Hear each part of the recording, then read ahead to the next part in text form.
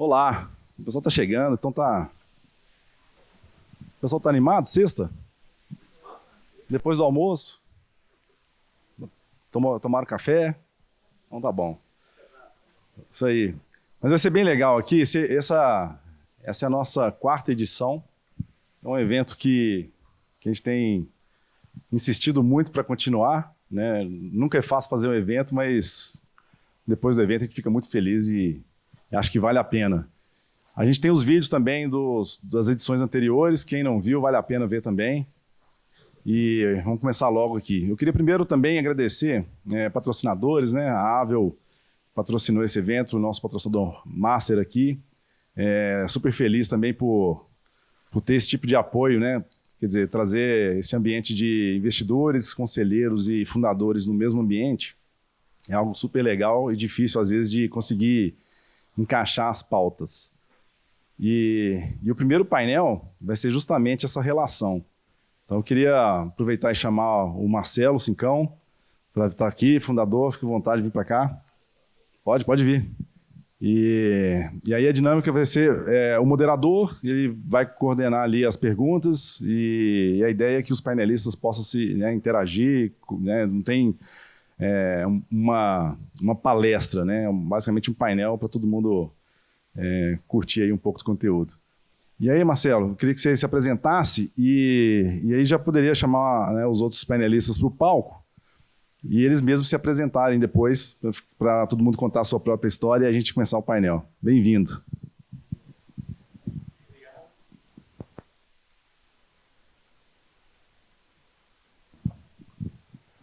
Muito obrigado. Prazer estar aqui, uma honra. Rapidamente, sei que ninguém gosta das apresentações demoradas, então eu vou tentar fazer em 30 segundos.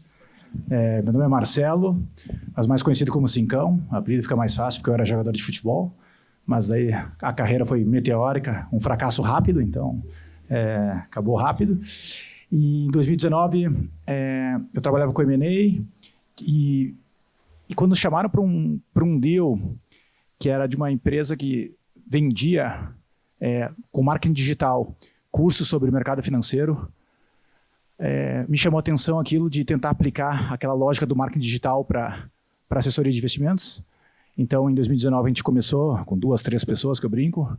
Em 2023, a gente chegou a quase 600 pessoas e a XP entrou de sócia minoritária no nosso negócio. Então, foi a empresa o escritório de investimentos que mais cresceu dentro desse período. E em 2024, a gente ganhou o prêmio de melhor escritório do Brasil. Acho que é um pouco disso de forma rápida.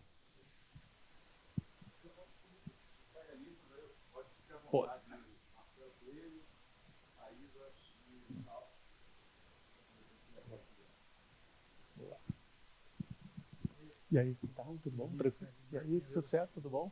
Xará. Olá.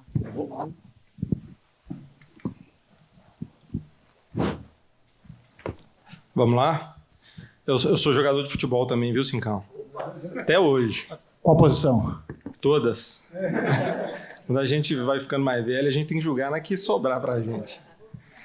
Pessoal, eu trabalho na Coned, sou CEO da Coned. A Coned é o family office do Rubens Menin. Então, a gente tem uma série de empresas debaixo da Coned. MRV Engenharia, Banco Inter, Log, são as 3 empresas listadas.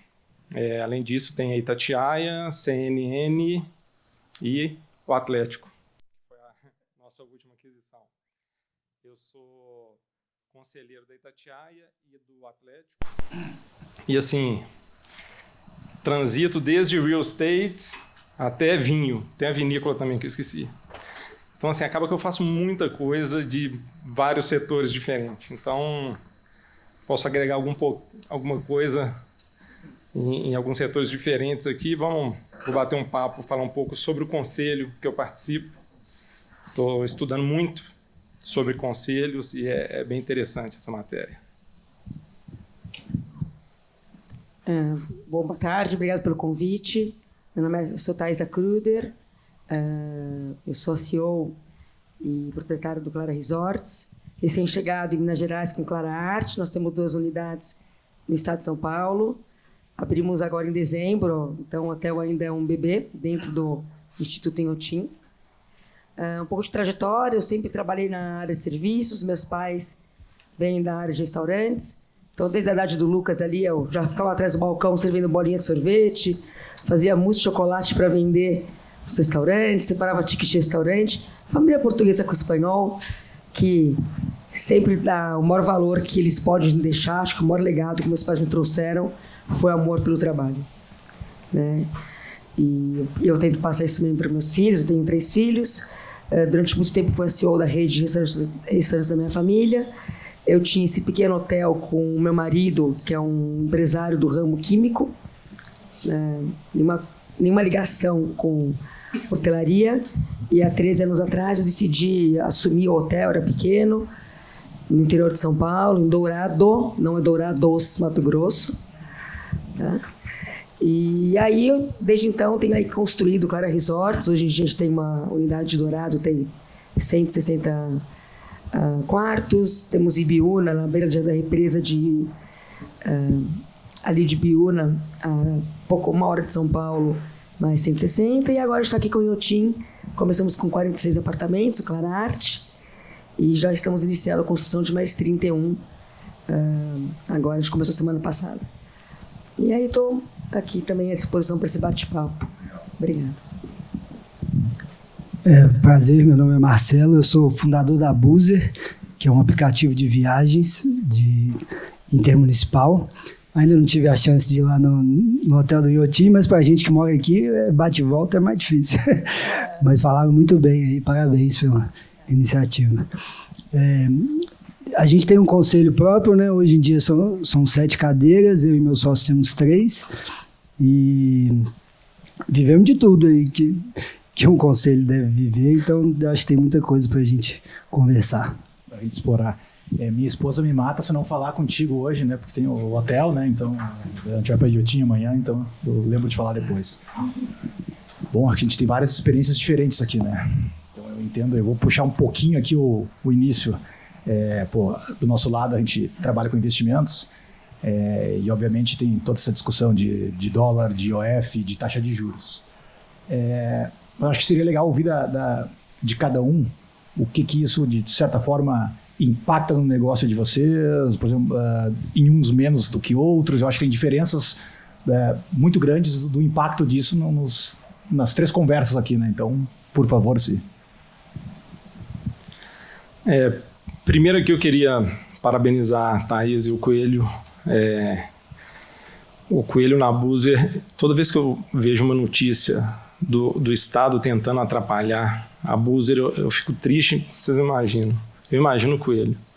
Falei, ninguém chega para ajudar, só para atrapalhar. E a Thaísa... É Thaísa? A Thaísa, a Coned, ela tem um hotel no Luxemburgo. E que mercado difícil, hein? Mão de obra agora está absurdamente difícil de conseguir. Você tem um trade-off ali entre rentabilidade do hotel ou manter o hotel novinho, né? A maioria dos hotéis eles começam novinhos e vão se degradando. Então, assim, é um mercado muito difícil. Então, parabéns os dois, são corajosos. Eu não sou dono de nenhuma empresa, mas eu acho que não é fácil, não. Então, a política e a economia do país influencia diretamente todos os negócios.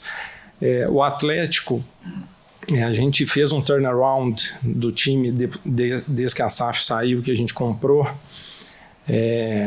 O Atlético tem 117 anos e ano passado foi o primeiro ano que ele deu lucro operacional. Então, 116 anos de prejuízo e o primeiro ano de lucro operacional. Agora, o Atlético tem uma dívida muito grande, que a Selic ela destrói todo o valor criado com a operação. Então, foi uma dívida feita no momento que o juros estava perto de 3,2%, 3%, e hoje é uma dívida de cerca de 20% ao ano. Então, um empresário, para repassar 20% de juros no seu produto, no seu serviço, ele tem que ser muito bom. E os empresários brasileiros são muito bons para estar vivo até hoje. Bom, quando a gente fala de Selic, né, a rentabilidade de uma hotelaria torna em torno de 25%, dependendo da operação, até 30%. Então, para repassar 20%, realmente tem que ser herói. Eu acho que essa taxa alta ela acaba atrapalhando o crescimento como um todo, né? Tem razões por isso, inflação aqui, políticas econômicas não é o caso, mas claro que isso breca crescimento. Você faz a ponta do lápis, você vai fazer um bloco de apartamentos, quanto ele vai ter que te render ao ano para se pagar, né, rentabilidade, e aí você começa a pensar, será que vale a pena? Aí com o trabalhista, acho que eu vou tentar falar aquilo que a gente não controla, que é governo, tá? Vou me segurar, sei que é difícil, mas vou me ater naquilo que eu tenho algum controle. Mas no meu caso de Inhotim, eu tenho que crescer, né? Porque 46 quartos é muito perto do break-even. Então, também se vem para cá, fazer um investimento desse, maior trabalheira para ficar trocando figurinha, né, o maior ativo que a gente tem é tempo. Então, obrigatoriamente, a gente tem que fazer um pouco mais de apartamentos para até ter uma massa maior para eventos, casamentos e tudo mais. Mas, sim, você precisa de dinheiro para crescer. E esse é o desafio de qualquer empresário. Ponto.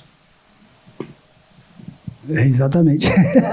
E eu acho que, assim, no nosso caso, que a gente tem investidores de fora, né, o IOF meio que assusta, né, porque você entra num cenário e aí, quando você quer voltar com dinheiro, o cenário é diferente. E o risco maior não é nem sair de 1% para 3%, é o movimento que isso e a insegurança que isso gera. Pô, você vai para 3%, o que impede de ir para 10%, o que impede de ir para 15%? Então, com certeza, os investidores estrangeiros, quando estão olhando hoje para o Brasil, veem um cenário mais desafiador do que no passado. E não tirando todas essas outras dificuldades que eles falaram.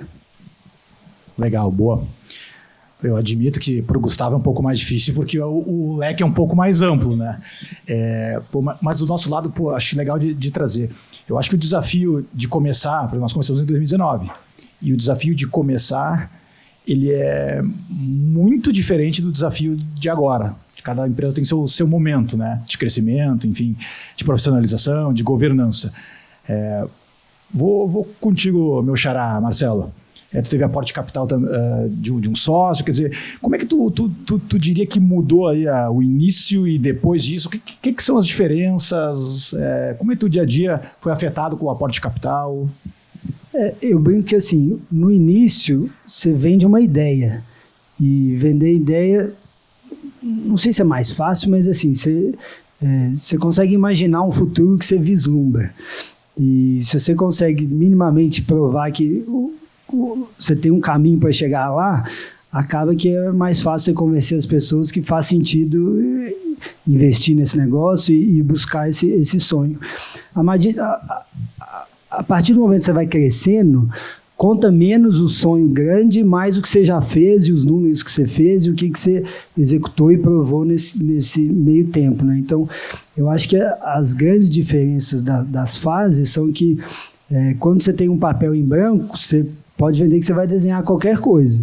E aí, a partir do momento que você vai desenhando, o cara vê se você está desenhando direito ou não.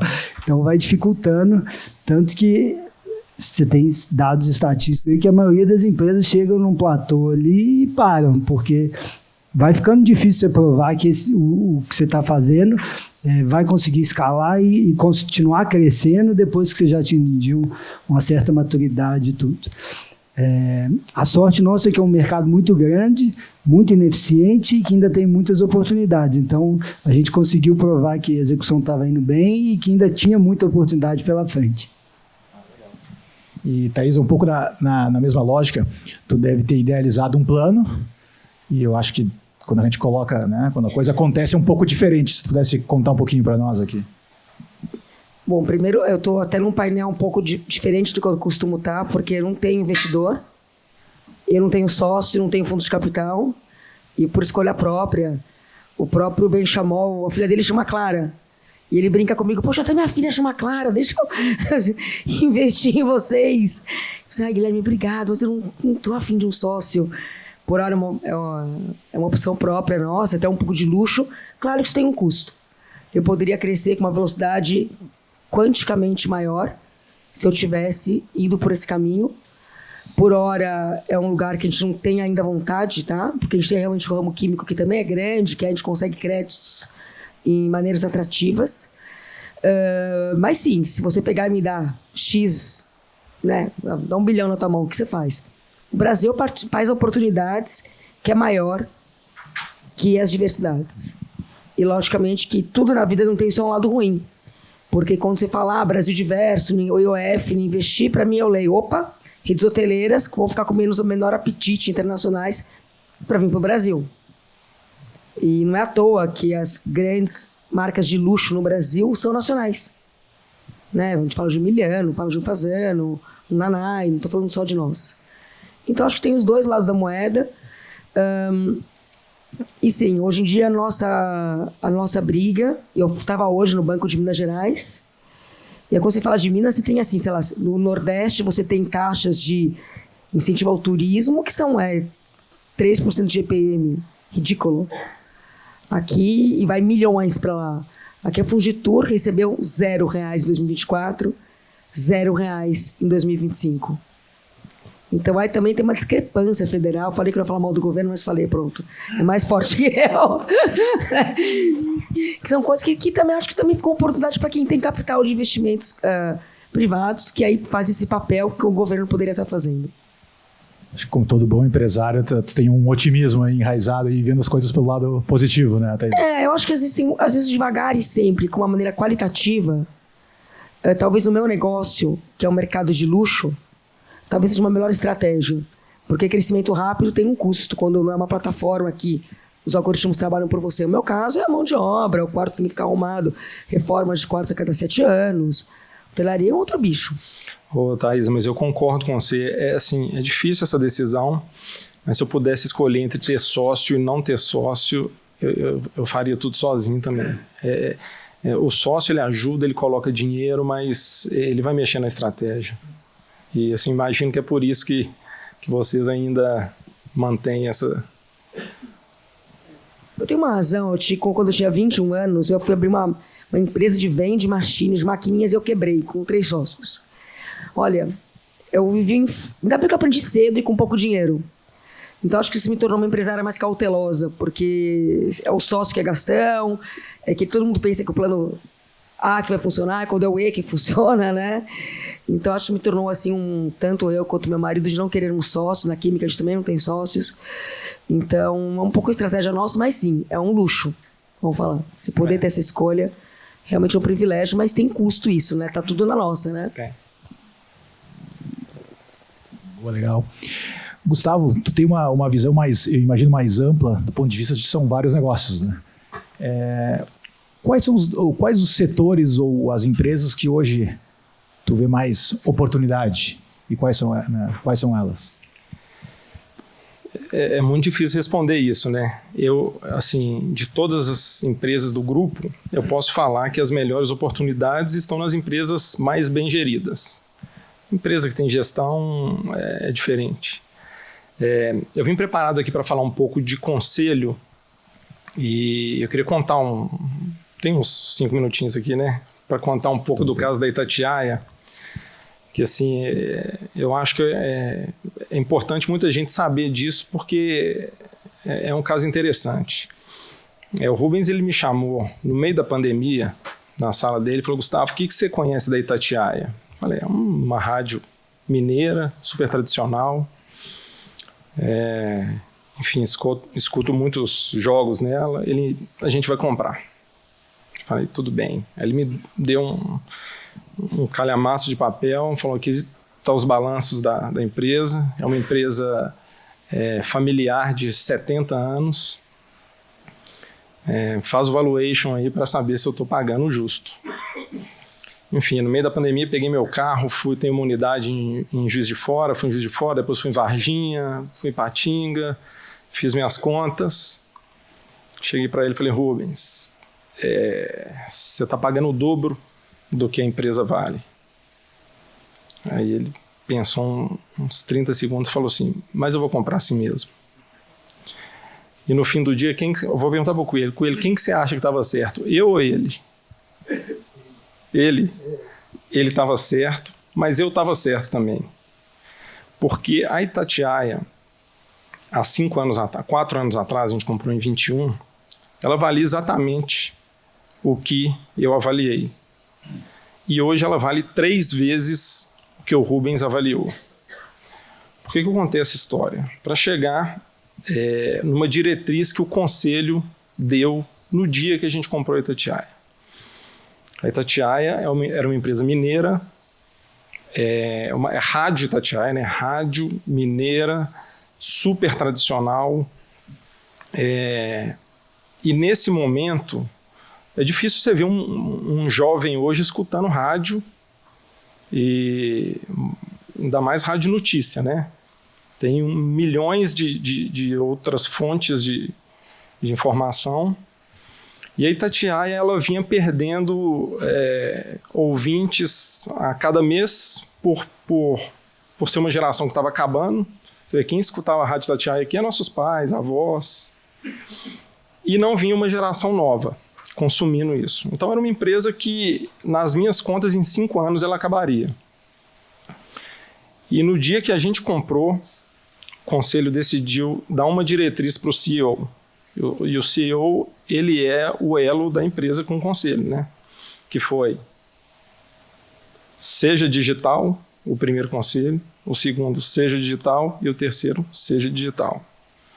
Então a gente transformou a Rádio Itatiaia em Itatiaia. O que é Itatiaia hoje? É um aplicativo que não existia. Todos os programas são transmitidos via YouTube. Hoje a gente tem mais de 3 milhões de inscritos.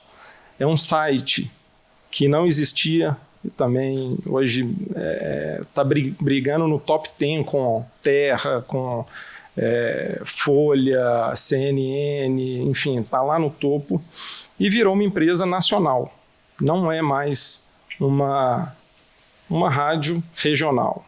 Hoje ele é um veículo de notícias, esportes e entretenimento nacional. E os números são absurdos, o crescimento. E falando de crescimento, o faturamento da Itatiaia em 4 anos cresceu 300%, 3 vezes. Então, como que é importante o direcionamento do conselho para a estratégia de uma empresa? Para mim, o conselho tem 2 funções. Ele tem que ver se a empresa está tudo bem, fiscalização e estratégia. Então, contei esse caso porque foi uma das viradas mais relevantes que eu já vi no mercado. Interessantíssimo. Marcelo, vamos falar um pouquinho agora. O Gustavo pincelou a questão do valuation, né? Tu passou pelas rodadas aí, deve ter tido algumas noites bem mal dormidas, eu imagino, né?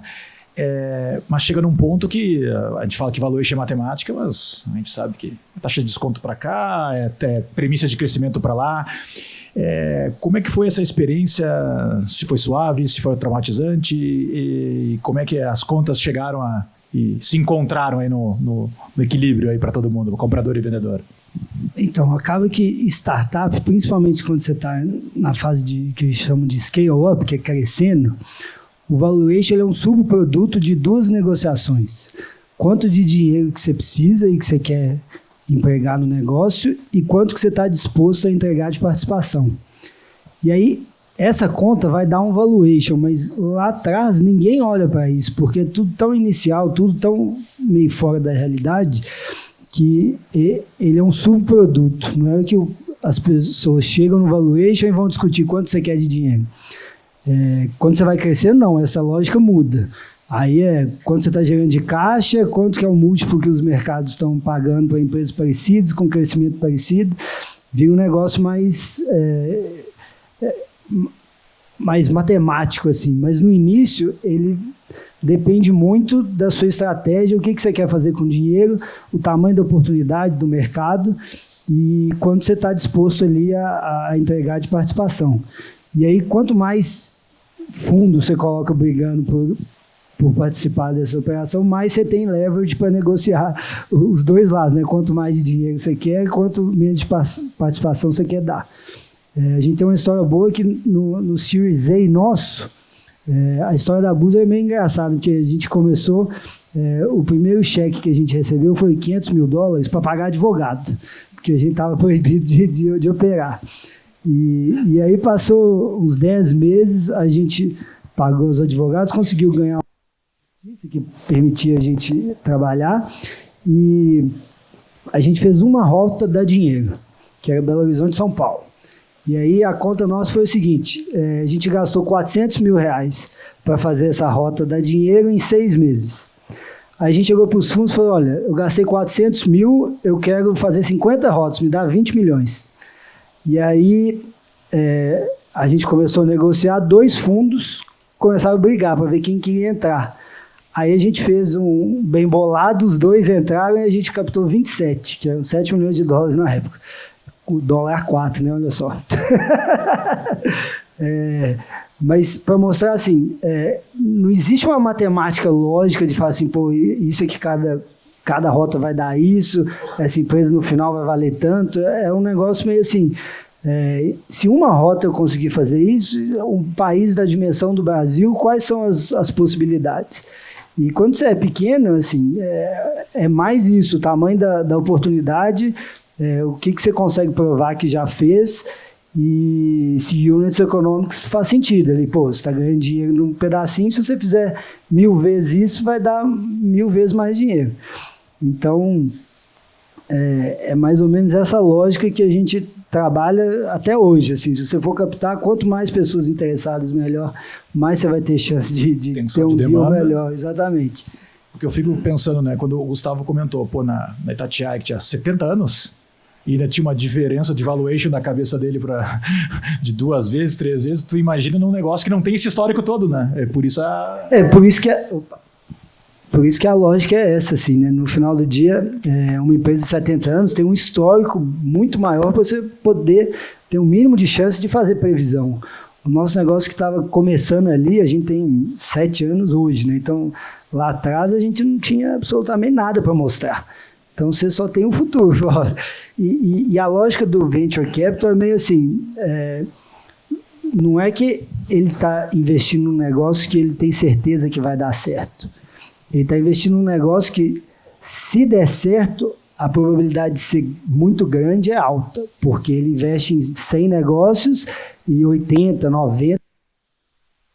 Então, ele só precisa acertar 10. Só que ele tem que saber, se eu acertar esses 10, eles vão ser grandes o suficientes para pagar os 80. Então, é uma outra lógica do Gustavo ali, ainda mais que o do Gustavo é dinheiro do fundador, né? Aí dói mais ainda. Boa. Thaisa, tu comentou na outro momento que não tinha sócio, enfim, né, não é estrutura de partnership, não tem sociedade, mas nessa lógica de para conversar, para conselho, que eu acho que o Gustavo trouxe, como é que tu faz para ter essa visão de fora? Tu contrata consultorias, fala com empresários, como é que funciona isso? Bom, vamos por partes. Na verdade, é claro que a gente quiser continuar crescendo como a gente cresce, talvez em algum momento a gente pode colocar a gente para dentro, porque dentro do mundo de hotelaria você tem 3 players, né? Você tem o dono da propriedade, você tem o operador e a pessoa que é a dona do imóvel. Então, por exemplo, Emiliano do Rio de Janeiro, o dono é o BTG. E aí o Emiliano só opera e ele participou do projeto como consultoria. Então, em algum momento, tem aparecido muitas áreas interessantes para nós comprarmos. Você pode pegar um banco, um fundo que compre a área, a gente constrói em cima, ou a área é nossa. Tem vários modelos de negócio, então, antes de mais nada, co-investimento seria isso. Tem uma frase que eu queria deixar só na sua colocação, que dinheiro traz dinheiro. Né? Então, quanto mais você vai gerando, mais você vai tendo, logicamente, força para conseguir investimentos mais fáceis. E a gente não tem investidor, mas a gente tem bancos. Né? E é um pouco isso. Quanto melhores vão seus balanços, quanto mais melhores, tudo aparece mais fácil. Bom, antes de mais nada, eu tenho o meu conselho interno, né, do meu time, e eu adoro tarefas multidisciplinares, então eu gosto de pegar pessoas que não são daquele setor para estarem olhando de fora. E eu gosto muito de consultorias para que eu preciso. Então, por exemplo, tem o Ferreirinha que trabalha comigo para estratégia de luxo. Ponto. Eu participo do IPO, naquele ano, né? Tem um capítulo de BH, que agora eu sou parte. E mesma história, ali você também tem um mundo de pessoas que vocês acessam. Eu tenho um fórum só de hospitalidade global. Então, tem algumas maneiras. A gente tem construído agora também um conselho familiar. Tem filhos já vindo daqui a pouquinho aí para agregar um negócio, não necessariamente trabalhando no negócio, mas sim decidindo os investimentos, porque cada investimento é muito pensado, né? Tanto na química, para onde vamos, que país que a química já é multinacional, né? Apesar de ser só nossa, ela já está no mundo inteiro. Qual país entraremos, onde investiremos, uma coisa com hotelaria. Nós estamos olhando as oportunidades para fora. Então, a gente tem um pouco esse mix de consultorias, de times internos, com as grandes cabeças, e um pouco a nossa empresa familiar e um pouco desse apoio que o IPO aí, com nossos próprios fóruns, traz bem forte. E sim, pensamos, logicamente, ainda pequeno, a gente ainda sabe um pouquinho as respostas, né? A gente não tem um caso que nem ele que comprou uma empresa do zero. A gente fazer o que a gente faz e replicar ainda é uma maneira de que o meu negócio cresce com sucesso. Só que começa a aparecer umas novas brincadeiras, né? Então, aparece uma área do Nordeste para uma multipropriedades. Será que a gente vai entrar em real estate? Será que vale a pena a gente, como hotel, investir naquilo ali? Estamos agora trazendo roupa de cama do Egito, porque a gente tem um super fornecedor lá, que é até do IPO. Será que vale a pena a gente abrir essa unidade de negócio? Quando essas questões começarem a aparecer, e aí sim acho que vai ter essa pulsância para ter mais gente de fora num conselho estratégico com a gente. Tá super legal, parece que a gente combinou, porque tu preparou a pergunta para o Gustavo, né? Porque o Gustavo, de alguma forma, a pergunta, e tu trouxe, né? A pergunta como alocador de capital, de novo, e usando o que a Thaisa falou, tu tem várias possibilidades. Tu pode aumentar a tua participação ou a tua energia em algumas empresas, ou tu pode olhar para fora, para outros ramos. Como é que é a tua cabeça em relação a isso? Bom, a minha cabeça é um pouco diferente do Rubens, né? Porque é o seguinte, ele não para de fazer negócio. E a gente teve um evento outro dia de todos os CEOs do grupo, e a pessoa que estava moderando pediu para falar um defeito da família, na frente da família toda. E olhou para mim, eu era o primeiro da fila. Eu falei, meu Deus. Aí eu tive que falar, falei assim, tá bom de comprar a empresa. Eu acho que trocar o pneu do carro com ele andando, a gente já está fazendo muito. Vamos agora colocar a bola no chão e vamos julgar. Então, assim, a alocação é difícil, tem muita coisa envolvida. Por exemplo, o Atlético é um investimento que ele pode ser super lucrativo daqui a 10 anos. Você pode colocar dinheiro na CNN para crescimento, mas é um setor difícil de mídia. Você tem Interlog e MRV, que são empresas super lucrativas. Então, assim, é difícil. A família é muito ligada ao real estate. Sempre foi um setor que sempre deu muito dinheiro. Mas essa discussão de alocação sempre é difícil, porque são 3 filhos e cada um tem uma ideia diferente. Eu vou até puxar agora um outro assunto, que é sobre conselheiros independentes. Não é conselheiro externo. Muitas vezes o pessoal acha que conselheiro externo ele é independente. E eu sou um conselheiro que eu venho a maioria dos conselheiros são ou vêm junto com a família, ou são pessoas de relacionamento de muito tempo, ou pessoas de confiança como eu. E essas pessoas tendem a pensar igual. Eu tento ser um conselheiro independente, mas o conselheiro externo independente ele é muito importante.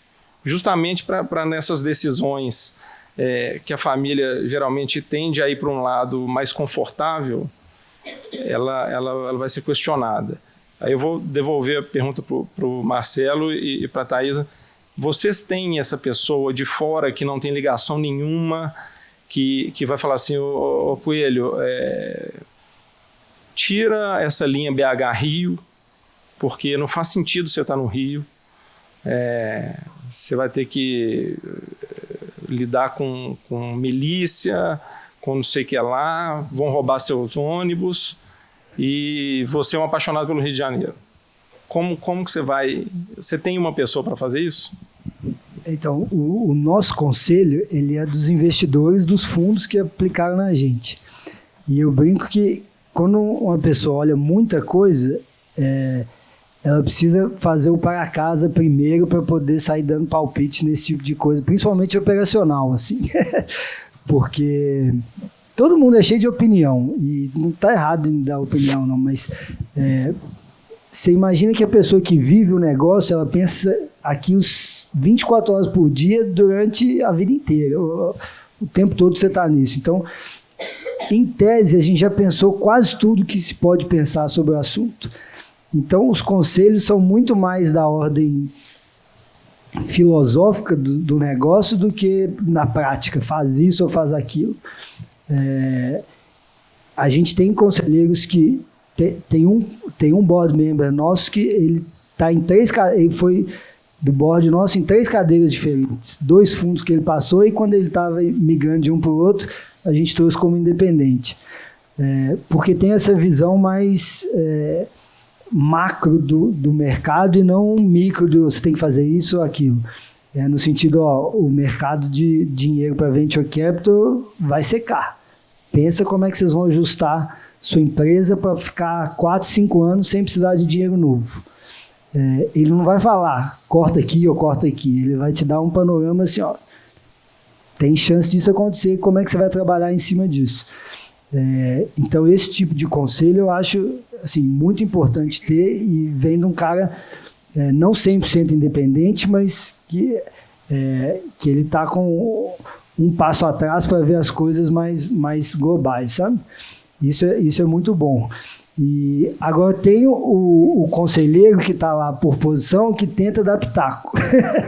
Esse a gente brinca que, se você gastar mais de 100 horas, isso aí não foi nem eu que falei, não. Eu estava nos Estados Unidos agora, um investidor, que era até fundador da Wildlife, falou isso, assim, o conselheiro tem que passar no mínimo 100 horas estudando seu negócio para ter direito a uma opinião.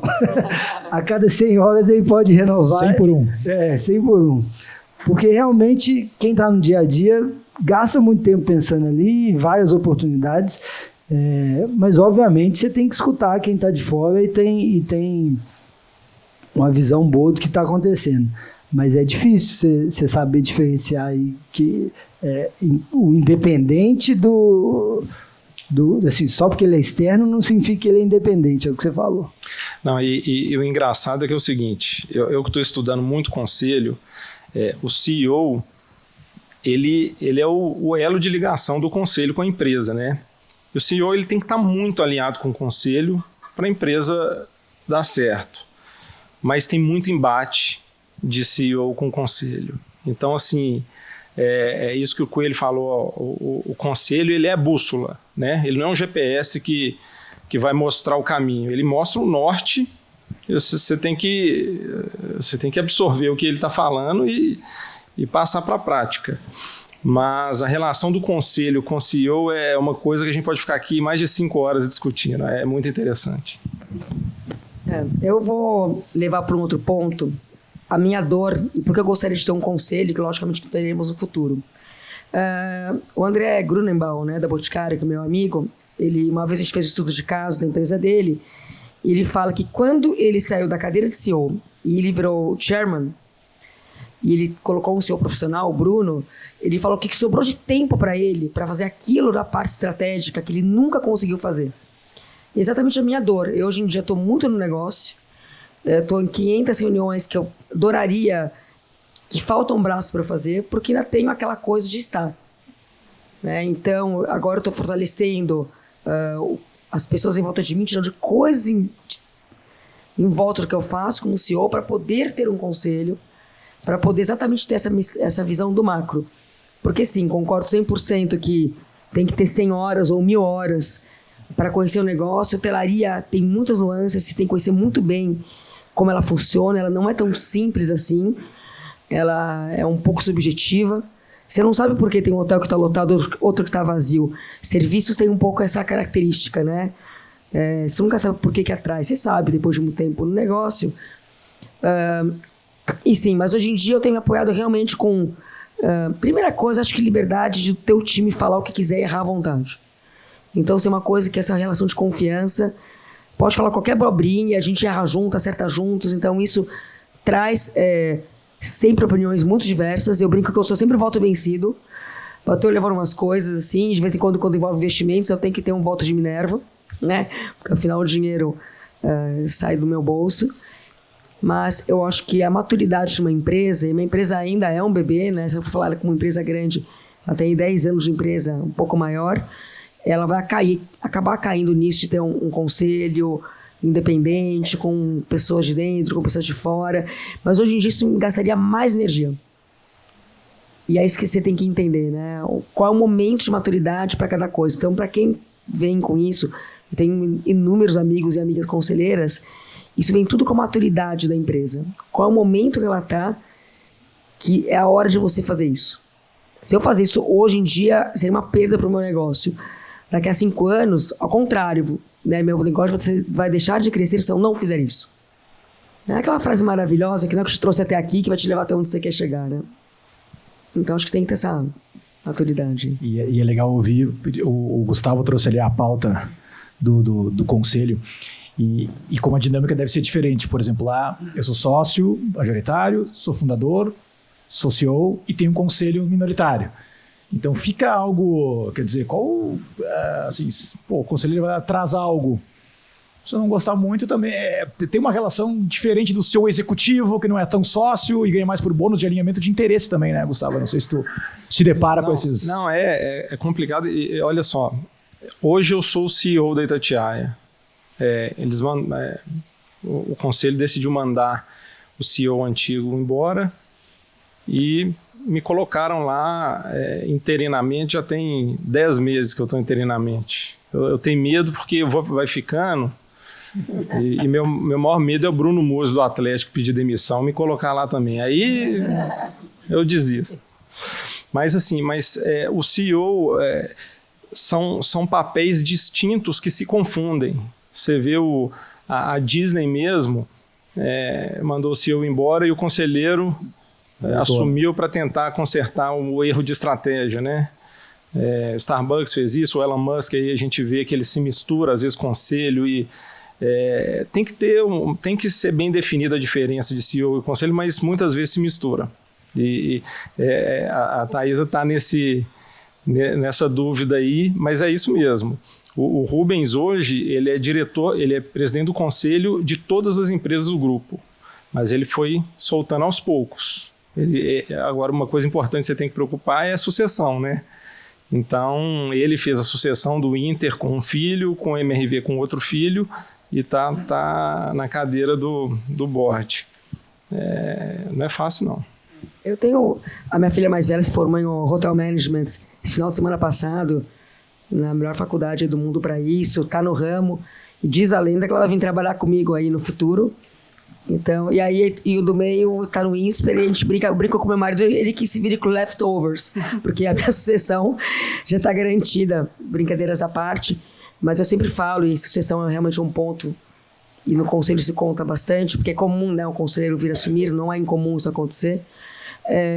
Eu falo que tem que ser melhor do que alguém que eu possa contratar, porque senão é melhor a família estar no conselho e profissionalizar 100%, né? Então, escolhas. Mas eu gosto de empresa de dono, particularmente. Eu gostei tu falou da empresa de dono, né? Porque tem uma diferença, né? Eu brinco, tem alguns amigos ali, a gente vai conversar. Peraí, mas que papo de executivo é esse? É o meu que tá na reta aqui quando a coisa estourar. Eu acho que a gente consegue ver isso em algumas decisões. Eu ia falar que, acho que foi essa semana passada ou essa semana que até o David Vélez no Nubank teve, acho que, não sei se vocês viram, teve uma questão de estrutura aí que, enfim, eu acho que ele tinha 8 direct reports, agora vai ter 15 pessoas abaixo dele. E aí a pergunta aqui acho que bem difícil e bem difícil de quantificar ela para os três quando que se delega, quando que não se delega, qual a cabeça, porque eu imagino que principalmente vocês dois devem estar enterrados no operacional, eu estou imaginando. O Gustavo com a cabeça de conselheiro, apesar de ser seu lá, eu imagino que não, mas posso estar errado, sem problemas algum. Eu queria um comentário disso, quando é que larga, quando é que vai, é quando acha alguém de confiança, tem a ver com perfil, enfim, se vocês puderem. Começa você, acabei de falar tanto, vai lá. Eu pra ganhar tempo aqui, vai pensando. Eu acho que tem uma parte que é pessoal, assim, quanto que a pessoa consegue se despregar do dia a dia ali, mas a gente deu sorte que como a gente tinha funding desde cedo, a gente sempre conseguiu contratar pessoas acima do que o cargo na atualidade precisava. Então, assim, mesmo a empresa sendo muito pequena, a gente conseguiu trazer gente muito boa de mercado, porque a gente tinha um sonho grande, a possibilidade de ser grande e dar dinheiro para todo mundo na frente. Então a gente conseguiu atrair muita gente boa. E aí é o que o Steve Jobs fala, né? Quando você traz gente boa, é para ele falar o que você tem que fazer, não o contrário, né? Exatamente. Então, eu comecei no operacional fazendo quase tudo. Rapidamente eu já consegui delegar grande parte do dia a dia ali disso, porque tinham pessoas boas, de confiança, e que eu sabia que eram melhores que eu para fazer tal função. Então, assim, a parte boa do você ter dinheiro dos outros é você poder pagar melhores pessoas boas para fazerem o que, em tese, você precisaria fazer ou deveria estar fazendo. Isso ajuda muito, então eu sempre tive essa postura de delegar mais e assim, mais do que olhar a árvore, acompanhar a floresta. Eu acho que isso ajuda a gente crescer mais rápido, porque é o que você falou, se você sai de cima, você tem como olhar as coisas por outro ângulo. E uma brincadeira, assim, todo mundo está em cargo de liderança, só chega pepino para a gente, não vai chegar nada de coisa boa. Então, se você fica atolado no dia a dia, sua vida é resolver pepino. Então, você realmente não vai ter tempo para olhar para outras coisas que sejam positivas, de crescimento. Então, no início eu participava dos grupos, dos WhatsApps, de todo operacional. Foi a primeira coisa que eu vi, não, me tira desse negócio que eu não consigo nem dormir mais. E aí você vai limpando a cabeça para poder olhar para outros problemas. E é o que você falou, problemas que para a empresa são muito maiores em termos de futuro e tudo. Então, é importante aprender a delegar e... Só uma continuação numa... Hoje tu sente que tu conseguiria tirar 30 dias de férias e tá tudo certo? Não, 30 é demais. Mas assim, hoje em dia com o celular tudo facilita, né? Porque você tá ali, você sai de férias, mas a cabeça continua. Mas eu com certeza consigo sair de férias e a empresa anda. Andar, é isso. Eu vou só complementar com o Coelho que concordo 100%. Delegar para gente boa é fácil demais. É muito fácil. E assim, eu delego com o maior prazer. Eu tenho as pessoas de confiança que trabalham comigo e não tenho o menor problema, porque tem duas frases que eu adoro escutar. Um é, deixa comigo. E todo mundo que trabalha comigo já sabe disso. Você está com aquele pepino, levanta a mão e fala assim, deixa comigo. E isso é música. Adoro escutar isso. E o outro é não sei.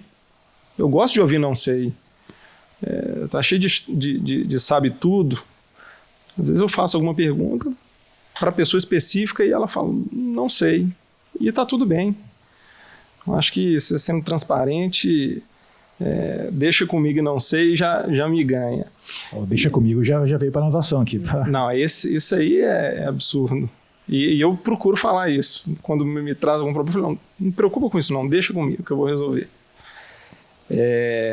Mas é isso, delegar para gente boa é muito bom e muito fácil. Vou até complementar aqui a bola que você pegou. Logicamente que tudo para você delegar passa pela a maneira que você forma um time. Eu particularmente gosto de misturar a prata da casa com gente de fora do mercado. Para mim são os times imbatíveis. Aquele cara que cresceu no negócio, o meu melhor gerente, ele foi meu primeiro monitor. Está comigo há 25 anos, na unidade de Dourado, um avião. e dar abertura para quem vem de fora, deixar sua marca, trazer, deixar claro da nossa humildade, de quanto a gente quer aprender. Então, tem que dar espaço. Então, primeiro você tem que formar um time no qual você possa contar, que tem essa coisa, uma palavra que eles falam em inglês, que não tem tradução em português, chama accountability, que é você pegar para si e fazer. Né? Que é o deixa comigo aqui mineiro. Pronto. Pois é. É o mineirês, né? Tô aprendendo todo o vocabulário novo. Agarra e vamos. Arreda, pois é. E aí passa por aquele momento de atrair talentos. E aí várias dicas, né? Um LinkedIn bem construído com um CEO hoje em dia, porque os CEOs hoje em dia eles estão na vitrine. E aí você consegue atrair pessoas interessantes que gostam do seu negócio e querem trabalhar nisso. A gente tem tido isso com bastante sucesso. Aí eu acho que outra coisa que eu falaria que é importante é empoderamento. Hoje em dia, o próprio jovem não quer mais chegar e passar por estágio, para isso, para aquilo. Né? Você tem que empoderar um time como um todo. E essa é a beleza de times multidisciplinares. Né? Você ouvir todas as vozes e juntos aí chegarem numa decisão. E parece um pouco piegas, mas eu tento ter uma liderança bem pirâmide inversa. Eu estou ali para ver o que o meu time precisa. Eles que estão no negócio no dia a dia. Quem sou eu para impor? Eu falo assim, olha, você precisa disso aqui. Como eu posso te ajudar? Então, quem vem me perguntar como faz uma coisa, eu falo assim, gente, como que você faria se eu não estivesse aqui? E aí, como eu faço dessa maneira, sim, eu tiro 30 dias de férias, ninguém viaja tanto que nem eu, posso te garantir. Eu venci meu passaporte 4 anos antes da validade dele, com uma pandemia no meio, porque o celular, sim, de qualquer lugar, e eu tenho que trabalhar um pouco online de qualquer maneira, os hotéis estão espalhados em localidades diferentes, mas acho que se eu fosse falar uma coisa, realmente empoderamento e acreditar no time, né? Esse empreendedorismo interno nas empresas, que se fala tanto, eles sentirem donos da unidade de negócio, é uma coisa que veio para ficar. Sem isso, você não consegue engajar essa nova geração. Pô, vou pegar o gancho exatamente isso, do empoderamento, de engajar esse empreendedorismo e partnership. O que vocês ouvem, praticam, querem colocar? Qual a opinião de vocês a respeito disso? Eu posso começar? No caso da Búzia, é desde o D0, né? Porque em startup, a maior parte do valor está no equity. Então, desde as negociações com os fundos, a gente deixa o que a gente chama de pool de ações para dar para os funcionários. Está lá a tesouraria esperando... Exatamente. No caso da Búzia, são 7%. Varia de empresa para empresa, não tem certo não, mas no nosso caso é isso. E realmente é para você colocar as pessoas com o sentimento de dono real, né? Mais que o sentimento de dono, ela realmente é dona. Então, é uma maneira de atrair talento e retenção que eu acho que mais alinha o interesse dos fundadores com quem está no dia a dia do negócio. Porque todo mundo está atrás do mesmo sonho de fazer dar certo, sabe? Querendo ou não, a pessoa que trabalha só pelo salário ali, ela tem outros interesses na vida que ela pode abrir mão por largar a mão da empresa por conta disso. Então, eu acho que o grande diferencial de alinhamento é realmente a pessoa participar e ser dona do negócio um pedacinho. E uma dúvida dentro disso, e tu faz, o cara passa numa avaliação, enfim, se destacou, ele compra, ele ganha, a empresa é 50-50, como é que funciona? No nosso caso, é stock option, né? Então ele tem o direito de comprar no futuro. E a gente tem todo um processo de avaliação que é anual, a empresa toda pode participar, não significa que a gente vai dar para todo mundo, mas todo mundo pode.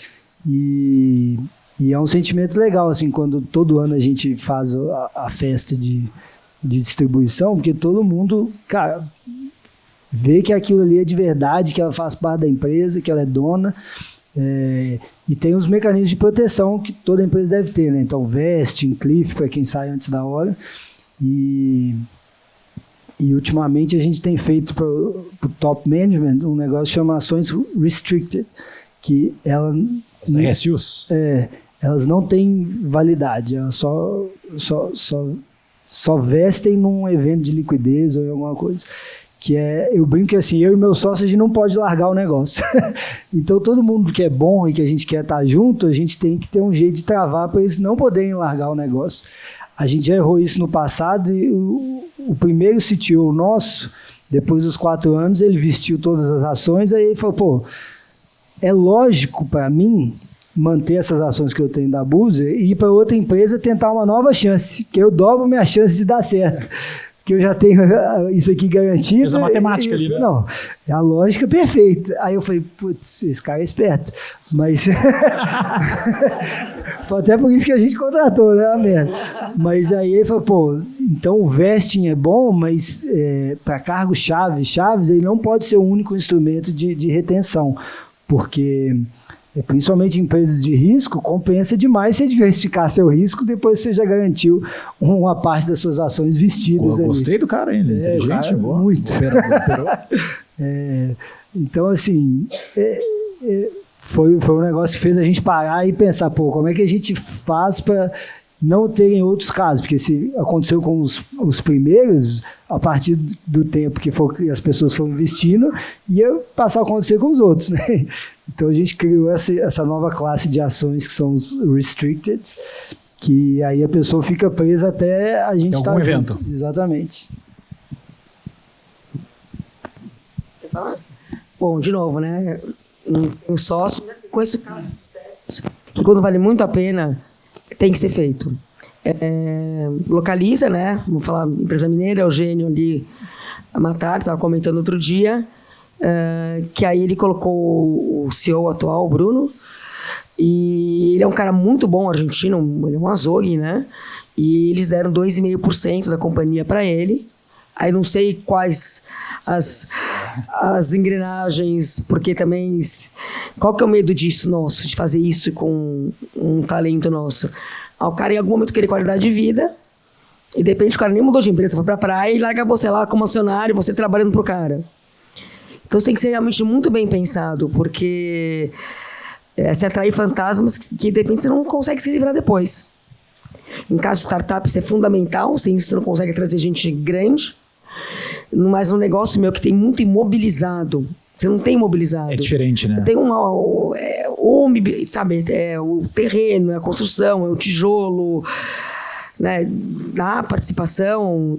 É uma lógica, né? Seria mais sentido para ter por um banco ou por um fundo do que necessariamente para alguém de dentro do time. A gente prefere trabalhar comissionamento, premiações. Tem outras maneiras de fazer isso, né? E quando o cara quer ir embora, conheço também 500 caras assim, que tinham mega no pacote. Quando o cara cansa daquilo, ó, abre mão e... Não tem o que faça a pessoa ficar. Eu, no meu caso, o Coelho ele faz a festa de final de ano para distribuir as ações. Eu vou ser o que vou estar lá recebendo as ações. Porque eu estou do lado de tentarem me reter, né? O stock option eu acho que você ser dono da empresa, mesmo que com uma parte pequena, é importantíssimo, muito importante. Por mais que você fale que você tem cabeça de dono, você não tem até você ser dono. Tem um funcionário que não está fazendo nada lá, o CEO vai deixar ele lá, mas a partir do momento que você sabe que esse salário que você está pagando, 3% é seu, você vai começar a pensar diferente. Mas, além do stock option, no meu caso é difícil, porque são muitas empresas, assim, não dá para eu ser sócio do Atlético, então a gente faz um esquema de phantom stock, né, que é um acordinho que a gente tem lá, mas eu acho que isso é uma das coisas importantes, tem muitas outras maneiras de reter o profissional. Então, mas essa é uma das mais relevantes. Que a gente vê que é um pouco mais fomentado em alguns mercados. Acho que o Thaís falou, lá tem ativo, real equity, real asset, então assim, é um pouco mais difícil, né? E como tu falou do Atlético, em startups, e eu acho que no mercado financeiro é algo um pouco mais, uma prática um pouco mais... Um stock option de startup é meio que um bilhete da Mega Sena, né? Você pode sair com R$10 ou você pode sair milionário. Então, também é a se pensar, porque você reter com... Não no caso da Buser, que já é realidade, mas uma empresa que está começando, é Mega Sena mesmo. Com a dívida que tem o Atlético, se der ação para você, devolve, tá? Vai bater na porta. Eu não sei como é que a gente está de tempo. Estamos... A última a gente encerra. Boa, beleza. Então, acho que eu ia deixar um espaço aqui para cada um dar uma mensagem aí final para todo mundo. Eu começo? Eu sou a parte de diversidade do painel, entendeu? Bom, vou falar de novo uma frase que eu tenho, que ficou muito na minha cabeça, do Ferreirinha. O quanto o Brasil das oportunidades é maior que o Brasil das adversidades. E exatamente nesse momento que muitas oportunidades acontecem. Então, para quem conhece bem o país, isso acho que não é para amadores, o Brasil, é hora de ficar com olhos bem atentos. É a hora que coisas que não estavam aparecendo, que não estavam aí no mercado, começam a aparecer. Então, e que quando a gente acha que estava ruim, assistir aquele Plano Cruzado de novo, aquele filme maravilhoso, quem não assistiu, assista, de como era na época, né, as inflações, comparando com aquilo, o quanto o Brasil hoje é melhor que isso, apesar do que a gente vive. E tem uma coisa que também, mais como empresária, o feeling, né? Tem uma coisa que a gente tem que ter. Não é acostumar com o sucesso, achar que tudo vai dar certo. Mas tem que ter, realmente, quando você vai investir num negócio, a gente sente um pouco isso. Então, a gente nunca deixar de... eu tento fazer muito isso, né? De estar atento às oportunidades, decidir conversar muito exaustivamente com muitas pessoas para ajudar a tomar as decisões, sempre. Nesse caso, a gente tem fóruns para isso. E não deixar ter pânico por conta do momento que a gente olha em volta, né? Sempre pensar ali no longo prazo. É uma coisa que eu tenho feito ao longo da minha vida e tenho dado... Se eu tivesse dado ouvido aos pessimismos, eu estaria bem arrependida, posso falar assim. Eu acho bem isso, assim, né? O Brasil é terra de oportunidades, exatamente porque tem muito problema para ser resolvido. Então, quanto mais pessoas estiverem olhando como resolver os problemas do Brasil, mais chance tem de dar certo. E eu acho que a beleza do capitalismo é isso, né? Você tentar resolver o problema dos outros, quem sai beneficiado é você. Então, o Brasil realmente é terra de oportunidade. A gente tem que saber separar realmente o ruído, né? O que acontece principalmente nos jornais, o que a gente lê de Brasília, e olhar no seu mercado onde que estão as oportunidades que com certeza tem. Isso sempre tem. Eu vou ser um pouco mais filosófico, mas assim, eu acho que nessa cadeira que a gente está, eu ando valorizando muito as pessoas que são do bem. Acho que assim, é difícil você falar para uma pessoa que não é do bem, seja do bem. Não vai ser. Mas a gente tem que dar oportunidade para as pessoas do bem.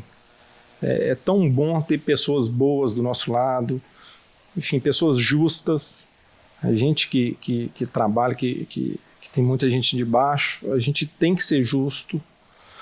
Então é isso, eu acho que gente com G maiúsculo é importante e é o que vai diferenciar uma empresa da outra. E para os mineiros aqui, né, eu acho, quando eu entrei no mercado financeiro, eu lembro que tinha um banker de Belo Horizonte e o banker de São Paulo. Muita gente gostava de falar direto com a mesa em São Paulo, né?